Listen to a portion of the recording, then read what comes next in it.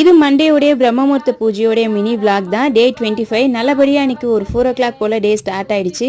முந்தா நாள் போட்டிருந்த கோலம் கலையாமல் இருந்தது. ஏன்னா அன்றைக்கி கோவில் போயிருந்தோம், யாருமே வீட்டில் இல்லாததுனால வாசல் பெருக்கி அப்படியே தண்ணி தெளித்து கோலமும் போட்டிருந்தேன். கையோட நிலைவாசல்லையும் விளக்கேற்றியாச்சு. நிறைய பேர் டெய்லியும் தலைக்கு குளிக்கணுமான்னு கேட்குறீங்க. டெய்லியும் தலைக்கு குளிக்கணும்ன்றது அவசியம் இல்லை. டிவிலையும் திருப்பாவை போட்டுட்டு அப்படியே கேட்டுட்டு தான் பூஜை ஒர்க்லாம் பண்ணியிருந்தேன். சாமி படத்துக்கு பூலாம் வச்சுட்டு பிரம்மமுகூர்த்த விளக்குக்கும் பூ வச்சிருந்தேன். டெய்லியும் அகல் வாஷ் பண்ணிட்டு திரிலாம் மாத்துவீங்களான்னு கேக்குறீங்க.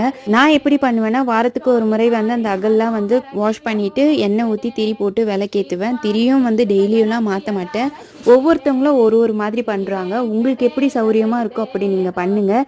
அப்படியே விளக்கேற்றிட்டு திருப்பாவையும் உட்காந்து படிச்சிருந்த பூஜை அறையில் மைண்ட் ரொம்ப ரிலாக்ஸாக இருந்துச்சு. இந்த மாதிரி நம்ம மார்கழி மாதத்தில் திருப்பாவை திருவெம்பாவைலாம் படித்தோன்னா ரொம்பவுமே நல்லது. நல்லபடியாக பிரம்மமுகூர்த்த பூஜையும் பண்ணியிருந்தேன்.